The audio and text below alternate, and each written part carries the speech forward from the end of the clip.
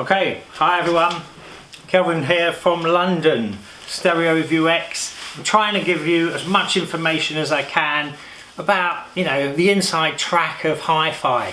It's hard to get information sometimes when everyone's trying to sell you things. But I've listened to a lot of stuff, so hopefully I can kind of enlighten you as much as I can. Anyway, today, got my hands on these Kef LS50s. We're going to review those, and I have here Kef Chorale from 1978, and I've been playing both of those together, and it's quite interesting to hear the differences, and there are some interesting points about these, the comparison. So I'll quickly do a price thing for you. So there's Kef Chorale. I mean, these are real nice looking speakers, to be honest with you. You can get those for about 120 quid. People try to get 200 quid. They're not super popular, those Kef Chorale. So yeah, you get about 120 pounds, I should say, which is about $155, $60 US. And these are literally presently available. I think they're 800 pounds. That's probably about 950 US dollars. So quite a big difference, but obviously they're new, they're old, yeah? And they both come, I mean, sometimes as I'm bigger, I've spent a lot of time on hi-fi, sometimes I wonder what progress has been made in all this time, and sometimes there's no progress at all. But, okay, let me talk quickly about this speaker design, because it does make a difference to the sound, yeah?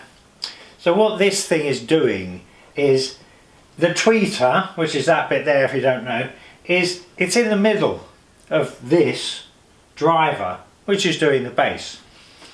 There's a port out the back here, a tube, which is pushing out some low bass too, yeah?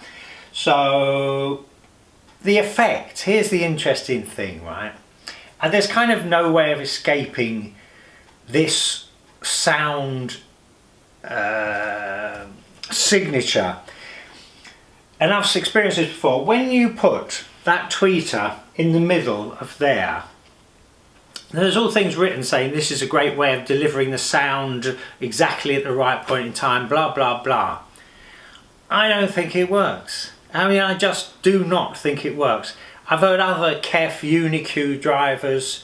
I can't think, maybe I've heard some other single drivers that are the same. The effect of putting this tweeter in the middle, ultimately, it just doesn't fill the room with the high frequencies. Imagine the bass is coming out here and the treble is coming out the middle of it too. Do you know what I mean? And it just does have a definite sound effect, which I just simply don't think is a good idea. I just don't think I don't think I've ever heard it work good. The treble and the mid band, it just won't fill the room. It kind of gives it a smaller sound, I mean, this is kind of amazing because, you look at these things, you go, I'm sure they've spent a lot of time tweaking these on computers, designing, measuring. But sometimes people can measure the living daylights out of things and it just doesn't do it, Sometimes they'd be better off just listening to it, which is more or less, I mean, they were using computers a little bit in these days, but, this tweeter being up here, it just manages to make more space in the sound, and I've actually gone to the extent of moving tweeters around in cabinets years ago. And I actually always found that this slightly offset was the best result, and if it gets too close to the woofer, it started to you started just to lose some of that high frequencies, and it get a bit more muddy, or blurred is probably too strong a word, but anyway, point I'm making is I'm not mad about this configuration. So okay, let's get on with the sound. So I'll do the sound very briefly, and then I'll go into a load of detail about sound the way I normally do, if you're familiar. So these things, you know, they're pretty damn small, right? We mustn't, I look at them and because they're sort of modern and 800 quid, I think they're going to do miracles, you know, but of course they don't, you know. What they do is they do well in bass. They do very well in bass. They kind of miss something in the middle and they miss a bit at the top. But generally speaking, if you want me to sum it up quick, I would say the sound coming from here, it's articulate, you know, most of the information is there. It doesn't have magic. It doesn't make your heart sing. It's kind of small. It's kind of small. It doesn't kind of fill the room, you know. And just to talk about these ones a bit, you know, these are not the final word in, you know, a brilliant speaker design, but a fairly big sound and a nice mid band, nice sort of snare drummy sound. And if you turn these speakers up loud, you know, because this really is just a bigger box, quite frankly, going louder, I found these were just, you know, it was like getting bigger and better, you know, as I went louder. And as I went louder with this, I found it, you know, it was just kind of starting to not like it. And it's like it was okay at sort of medium levels, but when it got loud, it was like it didn't really, you know, it was just choking. I don't know. It just wasn't going bigger, exponentially bigger and better. It was like struggling. I don't know. I hope I explained that. By the way, I'm using a name NAP 100, so that's 50 watts a channel power amp with a Rotel preamp, which is not too spectacular, you know, but so 50 watts a channel. So okay, gonna go proper detail about the sound of these ones, yeah. Okay, so I'm gonna do 4 songs as usual. First song, Take It Easy. The Eagles got good bass, yeah. The bass is articulate and good here. You can't knock it. It's miles better than those ones. You know, you can really follow the bass. The bass is really there. I mean, it won't go huge if you turn it up loud, you know. That it will kind of, the bass stops and the mid band gets louder. But, you know, at ordinary levels, the bass is very articulate on here. Good bass. The snare sound, see, here we go. The mid band, the snare, that k of the snare, it just doesn't happen right. And it's really, the fact is, this is probably doing bass, there's nothing really doing the mid frequencies here. You know, you can't get everything out of a little speaker 9 times out of ever, as far as I can tell, you know. So the snare sound is not clear, a bit fat and low, and I'm referring to the snare sound there. It's not the sound it should be. It's like someone's put a tea towel on top of the snare drum, yeah. It's just a bit deader and a bit slower. And it's not filling the room with the upper frequencies. It's not filling the room with treble, you know, the way this tweeter does, you know. And what I've also got here is not for a party. Yeah, that's these ones. Not for a party. Somehow they haven't got that much fun about them. I mean, some people might like them if you really like listening to accuracy, and also if you were in a small room, I think these would be good. I think then it might be just fine. But in your average or big room, I've got to say no, you know, just got to say no, you know. These are incredibly robustly built, by the way. They weigh a lot, and this is like polished black and very heavy, and you know, these cabinets aren't reverberating at all.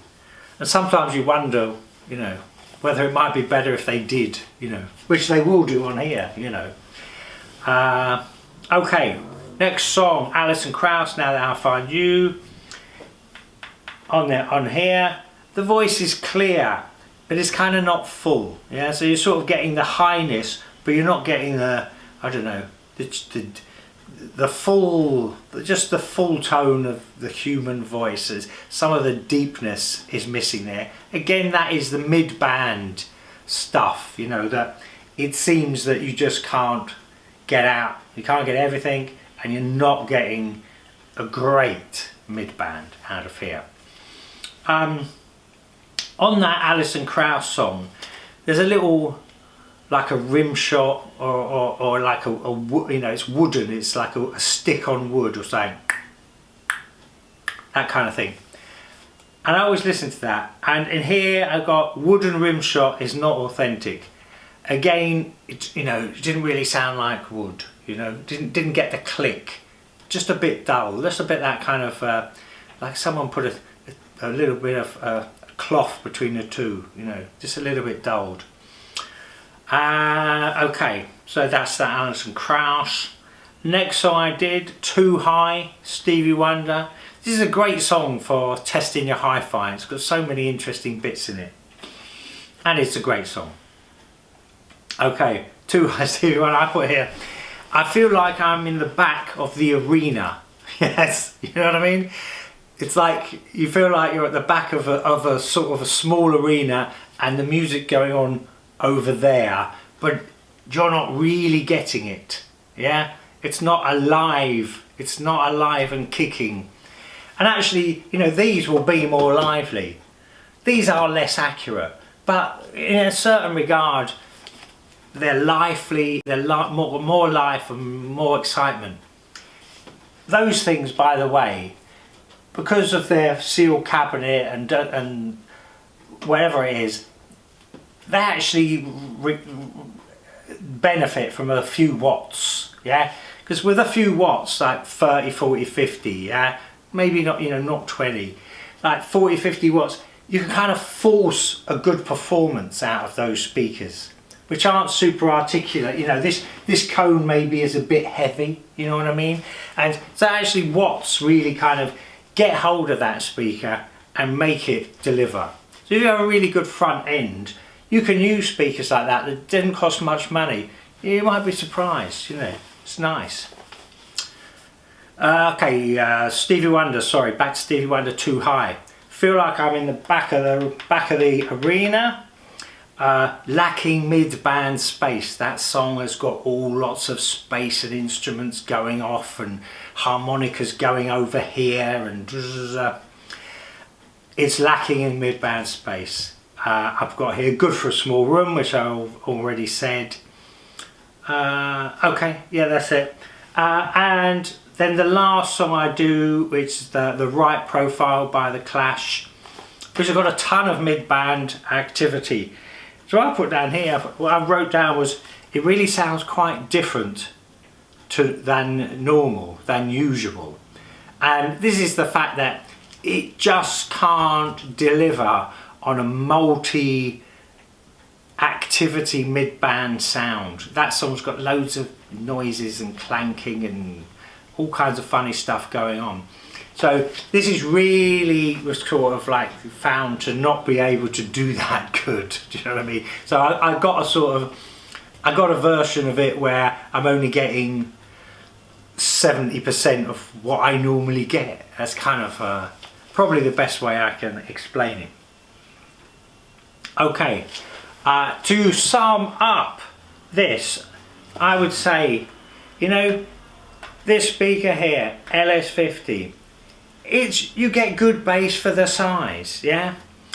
And I say, I've written here, if you were to get the dead right amplifiers and the right size room, you could probably squeeze what I would call a good performance out of these. But you've got to get it dead right, because, you know, basically they're not going to deliver easily, and they've got some shortcomings you have to overcome with the right type of amplifier. I think if you're in a big room, I just don't think it's going to deliver, you know, unless you want to have the music over there and someone's watching the telly over there, yeah? That these probably would work for that. you know, it's just not making my heart sing. These just don't make your heart sing. It's kind of small, it feels a bit cramped, and you know, it's a small speaker. This is at the end of the day, it's a small speaker. Now, just out of interest, I also compared these to LS50, and I'll quickly get one if you don't know what it is. It's 1 second.